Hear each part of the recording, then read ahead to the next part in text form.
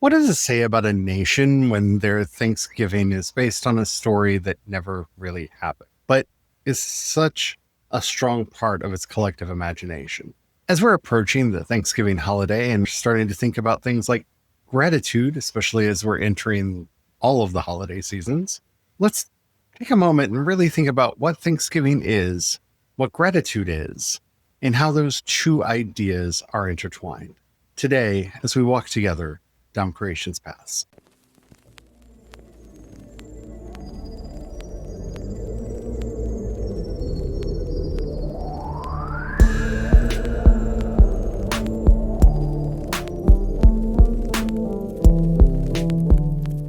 Hello, everyone.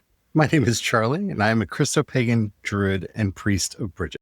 Hello, everyone. My name is Brian. I'm a Christopagan druid, and I'm sous chef to the Dogda. Today, we're going to be talking about Thanksgiving, gratitude, and yeah, I kind of want to address that story that everybody's heard, about the table and the turkey and the genocidal settlers getting along with the people that they were soon to genocide and what that actually lessons of people. But before we get into all that, if you haven't already, don't forget to like, subscribe, follow, whatever the terminology happens to be, our app you're following us. We worked really, really hard to have the best information for you on creation, spirituality, mysticism, and how to live with meaning and purpose in a practical way in this world. And we're about to start a whole study on creation spirituality, really getting deep into it for those of you who have had questions about what the practice actually looks like. So you don't want to miss a thing. Let's get into it. For starters, I want to go back to that familiar image that many of us grew up with of the pilgrims and the Indians getting together to celebrate the harvest at the first Thanksgiving. Yeah, the reality of that isn't real. I think most of us know that that's a story that was made up later. And in fact, that our modern Thanksgiving tradition at best goes back to the Civil War, where things weren't going very well for the Union. And, well, Lincoln needed to do something to try to raise people's spirits and started calling for annual days of some Thanksgiving. And in time, this grew and developed. I mean, the whole turkey as a tradition goes back to after World War I. So it's, there's a lot of issues with the initial bit, but I think there is some value behind a festival of gratitude. Throwing out this holiday is not a good approach either. It already has laws passed, so everyone gets a day off, at least in this country. It already has a lot of backing to set this day aside. Even though, as far as the harvest festival goes, it's way late. Like, it's already winter, and we're having a harvest festival. I love the idea of having one more harvest festival. So when we look at the actual story that we're often told as the first Thanksgiving, I think it reveals two things. One, a little settler colonial guilt that we want to imagine an ideal we were or have actually got. And while it never happened, and while we need to make sure that we are clear about the realities that the indigenous populations faced from those who were colonizing this land while calling, there is something to that desire of maybe have been different that I find myself wanting to honor. Not that I want to take the story as a myth and try to build something out of it, but try to think about what that would look like today and in today's world, where we're watching colonialism be bolstered by the powerful in Gaza and Ukraine, and remember the errors of our own past and how to get through them. Because I think that's something that we lose in our society. We have adopted this idea that to admit our faults or the faults of our ancestors is somehow a way to stain or diminish us, because we've become a people that don't believe in forgiveness or atonement or redemption in any real, tangible way. The problem is you can't actually get better until you acknowledge what happened before. You can't get better until you actually say what happened and what harms were there.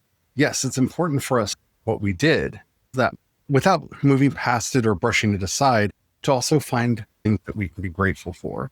This is one of the wonderful arts that we learn within creation spirituality is we begin with awe.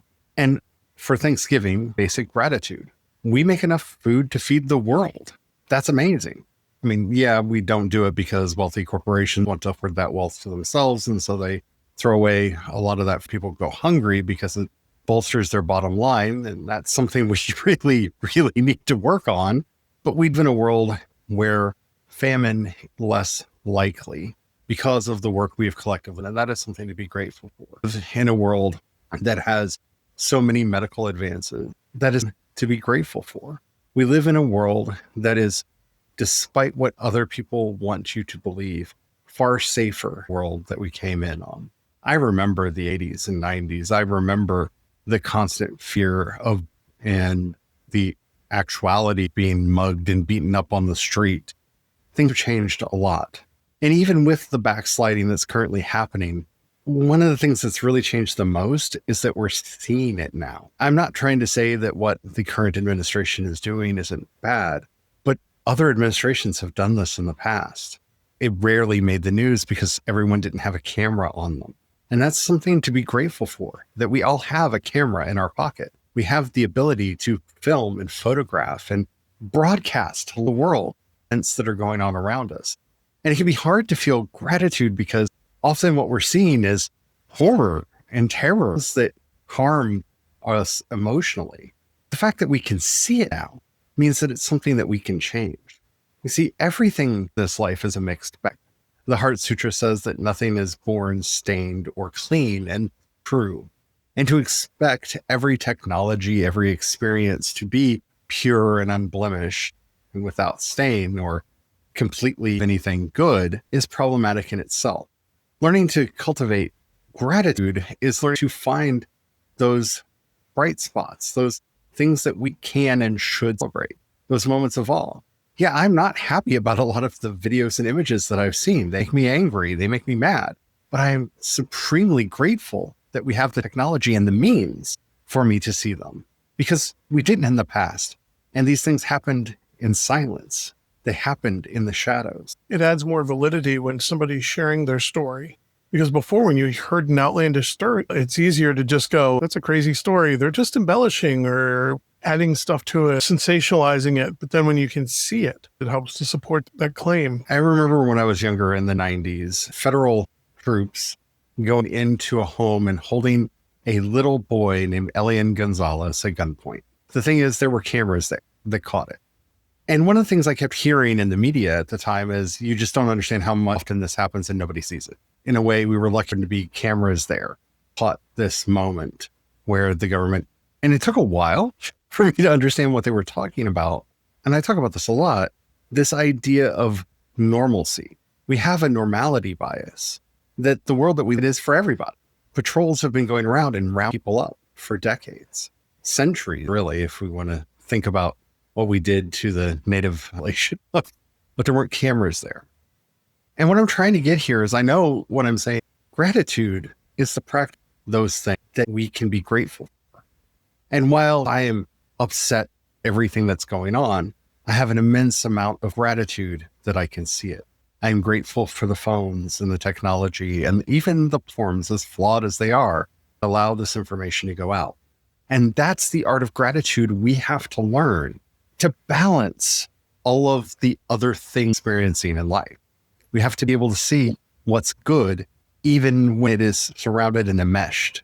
It really reminds me of the various stories that I've heard throughout the years, read throughout the years, of the student complaining of a pain. Say maybe their knee hurts because they've been kneeling in prayer or sitting in meditation for a long period of time. So the student's complaining about this pain in their knee or their leg. And the instructor, the teacher, reminds them that, yes, the pain in your leg sucks, but be grateful that you have sensation, that you can feel that pain, because there are those in there that cannot. It sounds trite, but when you're really engaging in acts of gratuity, in gratitude, this really is helping to frame that mindset. And it's some of that next level stuff is like when you stub your toe, yes, the first instinct is just expletives and shout at whatever you smash your toe against. But that next level practice is pausing and going, thank you for allowing me to feel that sensation. I have an experience and for my toe to work and leg to work well enough with that. I knew not to walk. In Judaism, there's a practice called brachat, where you're encouraged to say 100 or 1,000 blessings a day. Now, the number doesn't matter. You're not counting the number. But the point is to always be saying blessings. And over the centuries, many people have written prayer books and manuals to this, all manner of prayers. And I'll never forget when I was about 19 and I stumbled upon this. It said prayer for receiving bad news. And the prayer was, blessed are you, O Lord, who has given me the gift of hearing. Because even in hearing bad news, you at least can hear it. And when you hear this, it does feel trite. It feels like we're trying to get you to look past the bad thing to see the good. It feels like a lot of that toxic positivity that goes around of just don't focus on what's bad. Just focus on the good things. Just focus on the good things. And that's not encouraging at all. But there's also an extremely toxic negativity that we need to let go of that gets us to focus only on the negative, only on the bad, only on what tears us down, breaks our hearts. And so learning to find this balance between the via positiva and the via negativa, path 1 and path 2, of awe and wonder and the real acknowledgement of pain and suffering and sorrow, is develop compassion. Compassion means to suffer with, to serve with, go alongside. And these often do coincide. And so it's not about saying you don't have a right to feel bad because something bad happened to somebody. You should be grateful for there being cameras. That's not what we're saying at all. We're saying if you only look at all the bad things and ignore any of the good things or all of the good things, you're kind of letting the bad guys win. Yeah, when you're in the midst of it, it's hard to find blessings. That's the struggle of being alive. But when we take it on ourselves as a practice, we not only see it, recognize it. That's gratitude. Seeing and recognizing those good things, whatever they are, no matter how small. Because again, we like to put everything in hierarchies and be like, well, that's a big problem and that's a little good thing. And the big problem outweighs the little good thing. And in some forms of planning, yes, that's true.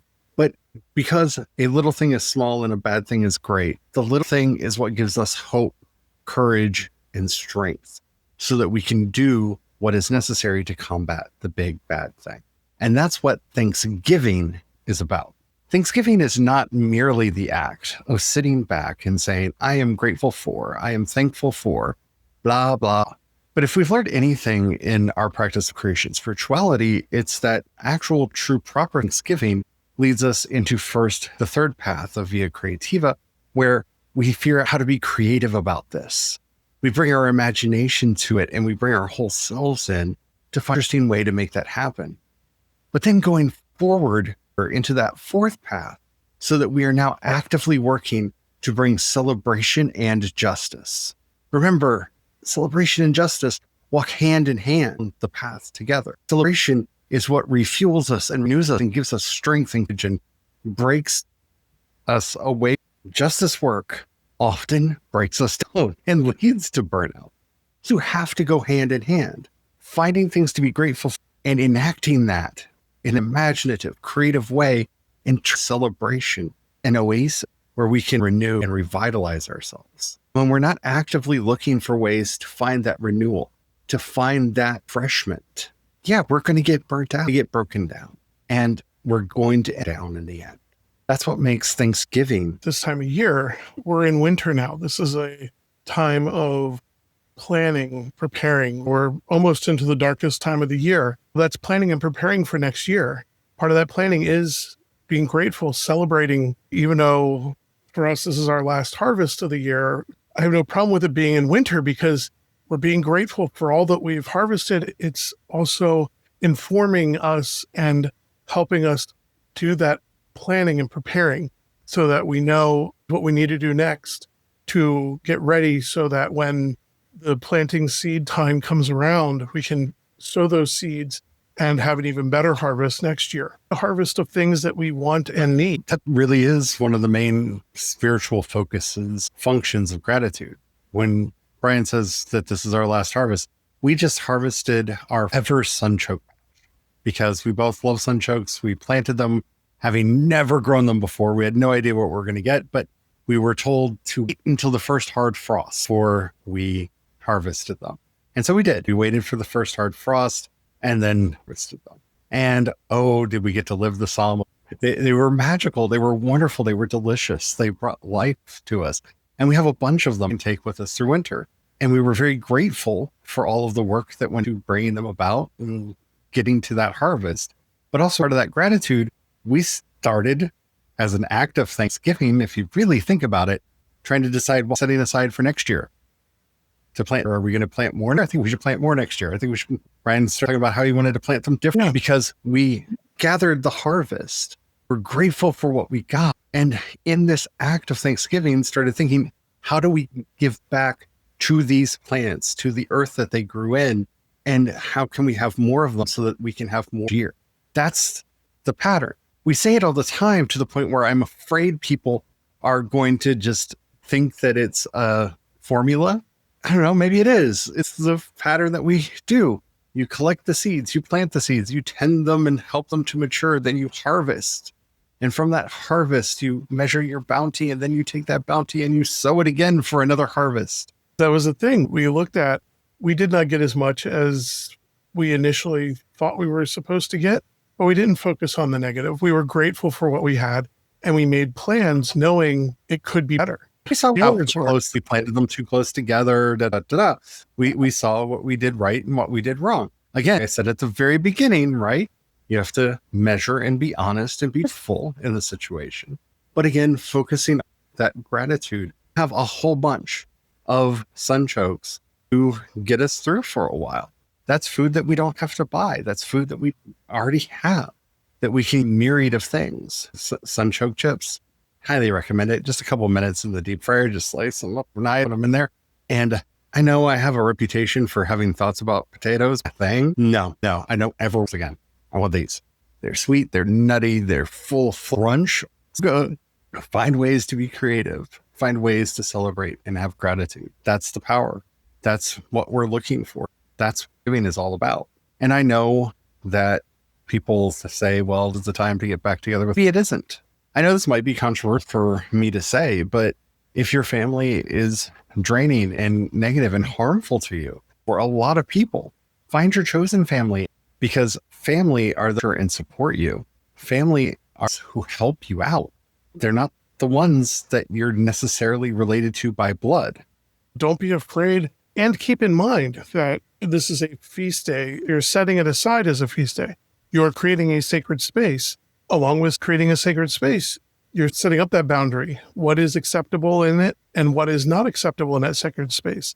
We, for Thanksgiving, set up a rule. You have to state some things that you're grateful for. You don't eat, buy. It's kind of silly at face value, but it helps to stop some of the practices, because some of the habits of individuals that used to attend Thanksgiving gatherings would be very mournful. They focus on so much negativity. And to keep that negativity out of the space, we're like, no, you have to stay grateful. We've held up Thanksgiving for, I think it was 5 hours one time, because they were being stubborn and didn't want to stay where they were grateful for. And we didn't want to just banish them so we could eat. So we were polite enough to give them a chance to correct their ways. And all they do is state something they're grateful for. Yeah, this is not Sad Giving's Day. No. If you want a Sad Giving's, have a Sad Giving's Day, April. A lot of people would celebrate a sad, but be rigid to protect the spaces that you want to call holy and that you want to call sacred. And family should be those sacred precincts. We should be taking care of each other. That doesn't mean you don't fight with people. That doesn't mean arguments or squabbles with people. But if those fights and squabbles never heal, they're never forgiven, then you really need to start thinking about exactly how close are you to these people? Because your family, your real family, will accept you as you are, for who you are. And if that's not in the kin you're related to by blood, find the kin you're related to otherwise. Because your family, your real family, will accept you as you are.